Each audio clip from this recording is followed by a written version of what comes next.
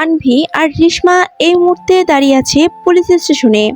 রিশমা কিছু বুঝতে পারছে না, কেন তাকে সকাল সকাল ফোন করে আনভি ভার্সিটিতে না গিয়ে ওকে নিয়ে পুলিশ স্টেশনে এসেছে। রিশমা বলে, সিমি কি হয়েছে বলতো, আমরা এখানে কেন এসেছি? আনভি রিশমার হাত ধরে ভিতরে যেতে বলে, বলবো, এখন ভিতরে চল। পুলিশ স্টেশনে ঢুকতে একজন বয়স্ক পুলিশ আনভিকে উদ্দেশ্য করে বলে, আপনারা কী দরকারে এসেছেন? আনভি আমতামতা করে এদিক ওদিক সেদিকে তাকিয়ে বলে, ইন্সপেক্টর আহাদের সাথে দরকার ছিল, তিনি কোথায়? আনভির কথা শুনে পুলিশ অফিসারটি সন্দেহ চোখে বলে, স্যার অফিসে নেই, আপনারা কি দরকার আমাকে বলুন। আনভি হতাশ কণ্ঠে বলে, ইন্সপেক্টর আহাদ কখন আসবে? প্লিজ বলুন, খুব দরকার ওনাকে। অফিসার বলে, স্যার কখন আসবেন তিনি কিছু বলেনি, স্যার একটা কেস নিয়ে এখন ব্যস্ত আছেন। আনভি বলে, ওনার নাম্বারটা দেওয়া যাবে প্লিজ? অফিসার বলে, সম্ভব না, এভাবে স্যারের নাম্বার দেওয়া যায় না। আনভি করুণ কণ্ঠে বলে, প্লিজ না বলবেন না, আমি তো আপনার মেয়ের বয়সী, ইন্সপেক্টর আহাদের নাম্বারটা খুব প্রয়োজন ছিল। অফিসার কিছু সময় ভাবার পর বলেন, ওকে নাম্বারটা নেন, যেহেতু এত করে বলছো। আনভি স্বস্তির নিঃশ্বাস নেয়। পুলিশ স্টেশন থেকে বের হয়ে রিশমা বলে, কি রে, এই আহাতটা কে, আর কেনই বা ওনার নাম্বার নিলি? আনভি বলে, আমার মনে হচ্ছে আমার সকল প্রশ্নের উত্তর ইন্সপেক্টর আহাদের কাছে আছে রিশমা। আনভি ঘড়ির দিকে তাকিয়ে বলে, আমাদের তাড়াতাড়ি যেতে হবে, ভার্সিটিতে না গেলে ক্লাস মিস করব রিশমা। রিশমা মাথা নেড়ে সম্মতি দেয়। তারা একটি রিক্সা ডেকে ভার্সিটির উদ্দেশ্যে রওনা দেয়, কিন্তু ভার্সিটিতে আসতেই তাদের প্রায় ঘন্টাখানেক লেট হয়ে যায়। ভার্সিটিতে ঢুকতে গেলে তাদের আটকায় দারোয়ান। আনভি ভ্রু কুঁচকে বলে, কি হলো, আমাদের আটকাচ্ছেন কেন? দারোয়ান বলে, 1 ঘন্টা লেট, একখানে ঢুকার অনুমতি নেই। আনভি বলে, হোয়াট, কোন আইনে এসব বলা আছে ঘন্টাখানিক লেট হলে ভার্সিটিতে ঢুকা যাবে না? রিশমা মাঝখান থেকে বলে, ও মাই গড, আমি তো তোকে ভুলতে গিয়েছিলাম রে, এই ভার্সিটির এটাই নিয়ম। আনভি বলে, কি বলছিস এসব, এটা কেমন কথা? আনভি জোর করে ঢুকতে নিলে দারোয়ান বলে, ঢুকতে দেওয়া হবে না, আপনাদের ঢুকতে দিলে আমার চাকরি যাবে।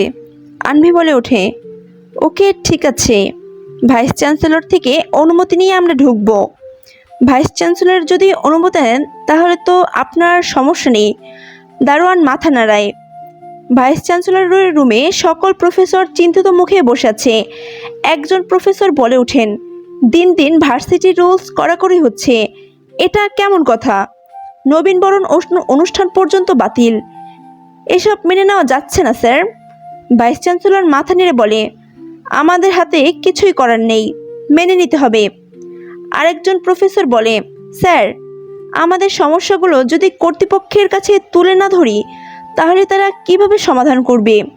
ভাইস চ্যান্সেলর বলেন, তাও ঠিক, কিন্তু এটা নিয়ে কে কথা বলবে, কারও এমন সাহস আছে? হঠাৎ দারোয়ান এসে বলে, স্যার। সবাই তাকায় তার দিকে। দুটো মেয়ে 1 ঘন্টা পর ভার্সিটিতে এসে ঢুকতে চাইছে, আমি না করছি, তারা এখন আপনাদের সাথে কথা বলতে চাইছে। ভাইস চ্যান্সেলর বলেন, কে তারা, ভিতরে পাঠাও। নাম বলেছে আনভি হাসান সিমি, আরেকজনের নাম রিশমা। দারোয়ান ডাকতে আনভি আর রিশমা টিচার্স রুমে ঢুকে। তাদের দেখে তামিম সোজা হয়ে বসে।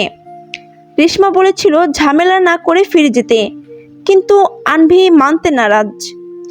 ভাইস চ্যান্সেলর তীক্ষ্ণ দৃষ্টিতে নিক্ষেপ করে বলেন, তোমরা নাকি ঝামেলা করছো, জানো না এই ভার্সিটির নিয়ম কি? ছাত্রছাত্রী শিক্ষক সবার জন্য এই নিয়ম বাধা।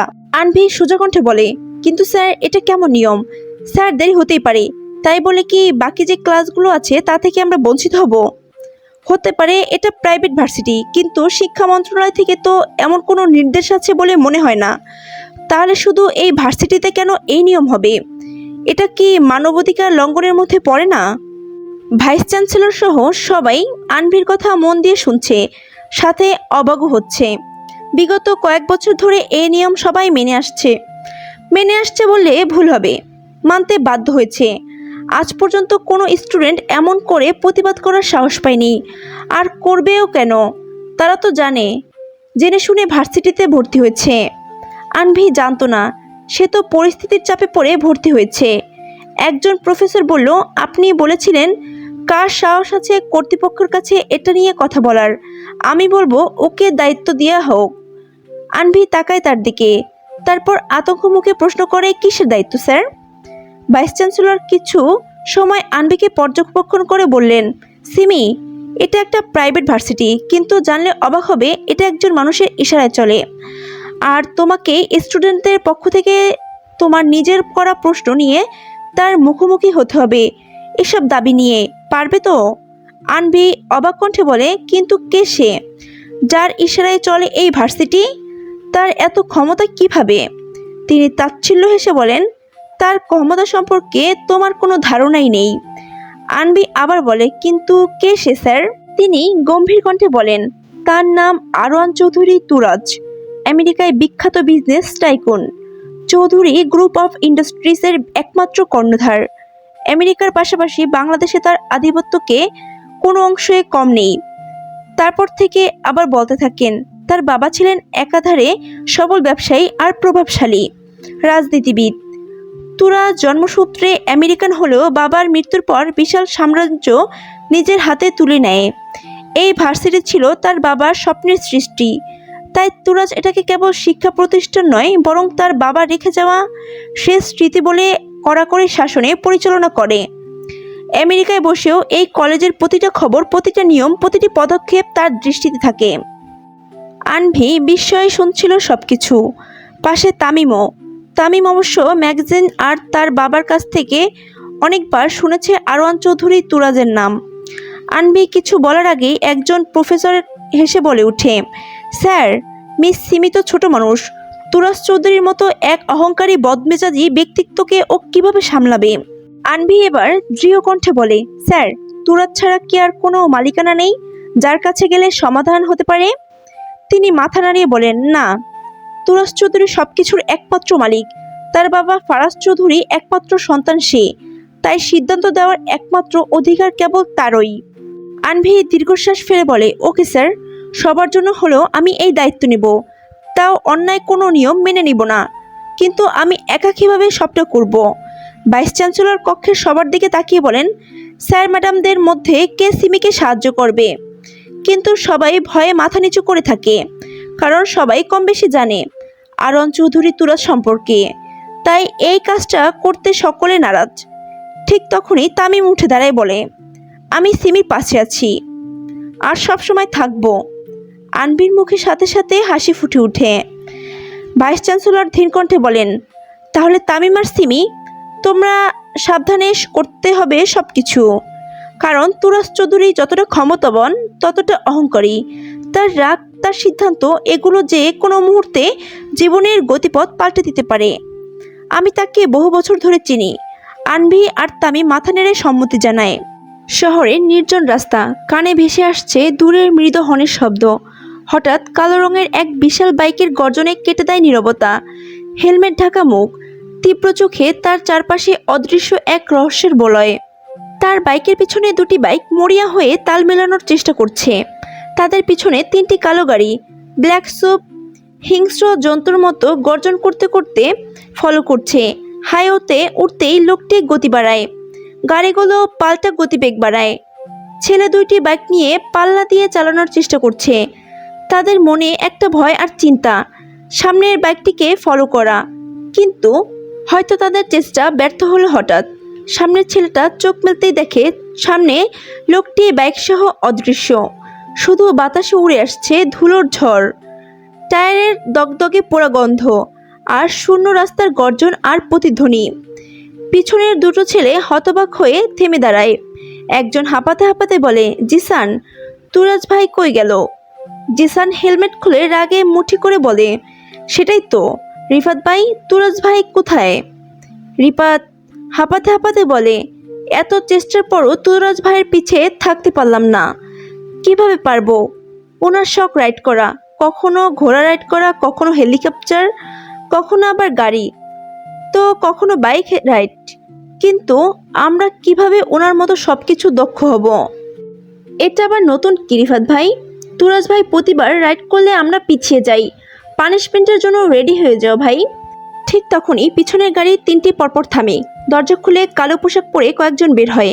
একজন এগিয়ে এসে প্রশ্ন করে, স্যার কোথায়? প্রশ্ন শুনেই জিসানের মাথায় রাগে ফেটে যাচ্ছে। রাগ সামলাতে না পেরে এক চড় মেরে লোকটিকে বলে, সেটা আমরা কিভাবে জানবো? তোরা না ভাইয়ের বডিগার্ড? এতক্ষণ কই ছিলি? ভাইকে ফলো করতে পারলি না? লোকটি গালে হাত দিয়ে কাতর গলায় বলে, স্যার আপনারা দুজন তো স্যারের পিএ, আপনারা কেন পারলেন না স্যারকে ফলো করতে? আমরা তো পিছনেই ছিলাম। জিসান তেতে উঠে বলে, কাটা গায়ে নুনের ছিটে দিচ্ছিস? দাঁড়া, তোদের একদিন আজ আর আমার একদিন। এটা বলে গাড়ি থেকে লাঠি নিয়ে এগোতেই রিফাত জিসানকে আটকে ধরে, থাম জিসান, ওদের কিছু বলে লাভ নেই। ভাইকে ফলো করা এত সহজ নাকি? এখন ভাইয়ের কাছে যেতে হবে। জিসান দাঁতে দাঁত চেপে শান্ত হয়, তারপর ভারী কণ্ঠে বলে ওঠে, কিন্তু ভাই গেল কোথায়? রিফাত কিছুক্ষণ চুপ থেকে গভীর নিঃশ্বাস ফেলে বলে, আমার মনে হচ্ছে আমি জানি ভাই কোথায় গেছেন। রিফাত দ্রুত বাইক স্টার্ট দিতে দিতে বলে, চল, এখন সময় নষ্ট করলে ভাইয়ের সাথে আর তাল মেলানো যাবে না। জিসান মাথা নেড়ে সম্মতি জানায়। দুজন বাইকের গর্জন তুলে চলে যায়, সাথে 3টি গাড়িও। পুরনো গোডাউনের ভেতরে একটি লোক চেয়ারে বাঁধা অবস্থায় পড়ে আছে। সামনে দুজন লোক হেসে দাঁড়িয়ে আছে। লোকটির মুখে স্পষ্ট ভয়ের ছাপ। তিক্ত কণ্ঠে চারপাশে চেঁচিয়ে বলে, কি ব্যাপার, আমাকে এভাবে ধরে এনেছো কেন? হ্যাঁ? কিন্তু গার্ডগুলো নীরব দাঁড়িয়ে আছে। তার সামনে বসে থাকা দুজন লোকের মধ্যে একজন বলে, বলেছিলাম কাইয়ুম, ওই তুরাজ চৌধুরীর সাথে ঝামেলা করিস না। কিন্তু তুই কি করে ওর পিএকে হুমকি দিলি? তুই কি ভেবেছিস তুরাজ চৌধুরীর পিএকে হুমকি দিয়ে বাঁচবি? ঠিক তখনই দূর থেকে একটি বাইকের গর্জনের আওয়াজ শোনা গেল। সঙ্গে সঙ্গে গার্ডদের কর্ণভয় সতর্ক হয়ে ওঠে। বাইক থামে। সঙ্গে সঙ্গে নেমে হেলমেট খুলে তির্যক দৃষ্টিতে তাকায় তুরাজ বাধা পড়ে থাকা কাইয়ুমের দিকে। বাধাগ্রস্ত লোকটি খসখসে গলায় কিছু বলতে পারে না, ভয়ে গুটিয়ে পড়ে। সামনে বসে থাকা দুজন হাসি থামিয়ে দাঁড়িয়ে সালাম করে উঠল, আসসালামু আলাইকুম তুরাজ স্যার। তুরাজ কোনো দিকে না তাকিয়ে সোজা লোকটির সামনে এসে দাঁড়ায়। লোকটি তুরাজকে দেখে শুকনো গলায় কিছু বলার চেষ্টা করে, কিন্তু কণ্ঠে আওয়াজ আটকে যায়। সে আরও ভয়ে কুঁজো হয়ে যায়। তার সামনে স্থির দাঁড়িয়ে আছে আরওয়ান চৌধুরী তুরাজ। তুরাজ ধীরে ধীরে এগিয়ে এসে কাইয়ুমের চুল মুঠি ধরে মাথা উপরে তুলে ঠান্ডা তবু গর্জনময় কণ্ঠে বলে, শুনেছি আমার অনুপস্থিতিতে রিফাতকে মারার হুমকি দিয়েছেন। কাইয়ুম কাপা গলায় বলল, ভাই ভুল হয়ে গেছে, আমি আর করব না। তুরাজ হেসে ওঠে। সেই হাসি নিস্তব্ধ ঘরে কাঁপন ধরিয়ে দেয়। ভুল? তুরাজ চৌধুরীর ডিকশনারিতে ভুল নামে কোনো শব্দ নেই। হঠাৎ তুরাজ বলে, let's make a deal. Qayyum আশ্চর্য হয়ে জিজ্ঞাসা করে, কি ডিল? তুরাজ কপালের উপর আঙুল ঘষতে ঘষতে বলে, শুনেছি আপনি 20 বছর ধরে ঘোড়া রাইড করেন, এই কাজে আপনি অনেক দক্ষ। কাইয়ুম বলল, হ্যাঁ, কেন? তুরাজ বাঁকা হেসে বলে, রাইড উইথ মি। যদি আপনি জিতে যান তাহলে আপনার প্রপার্টি যা আছে তার দ্বিগুণ আমি আপনাকে দেব, আর যদি আপনি হেরে যান আপনার সব প্রপার্টি যাবে রিফাতের নামে। Are you ready? কাইয়ুম সাহেব কিছুক্ষণ চুপ করে ভেবে বললেন, আমি রাজি। তুরাজ বাঁকা হেসে একটি গার্ডকে ইশারা করলেন। গার্ড এগিয়ে এসে একটি কাগজ নিয়ে এলো। লোকটি সময় নষ্ট না করে কাগজে সই করে দিল। পুরনো গোডাউন থেকে বাইরে প্রায় শহরের পেরুপারুল একটা খোলা মাঠ। ফুটপাতে ঘেঁষে থাকা ছোট একটি মাঠ, চারপাশে ক্যাবলিং দড়ি টাঙানো। রিফাত আর জিসান এসে হাজির হয়েছে ইতিমধ্যে। রিফাতের চোখ কৌতূহল। জিসান হেসে বলে, বেচারা আজ ভাইয়ের কাছে নিজের সর্বোচ্চ হারাবে। মাঠের এক পাশে স্পষ্ট সাইনবোর্ডে লেখা, ডুয়েল রাইড তুরাজ বনাম কাইয়ুম।